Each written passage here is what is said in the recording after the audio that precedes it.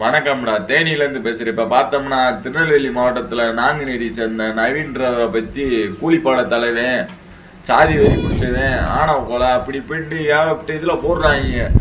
அவிழ்த்தே நல்லா சொல்லிக்கிறேன். ஏன்டா இப்படி போடுறீங்களே அந்த பயலை? இதே இது பக்கம்பட்டியில் ஒரு தாத்தா பேரன் வெட்டி படுகொலை செஞ்சாங்க. அப்புறம் வடிவேல் முறைன்ற ஆள் வெட்டி படுகொலை செஞ்சாங்க.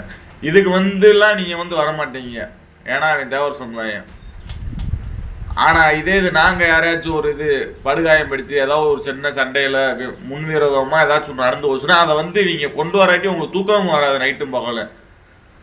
அந்த மாதிரி செஞ்சுட்டு இருக்கீங்களடா.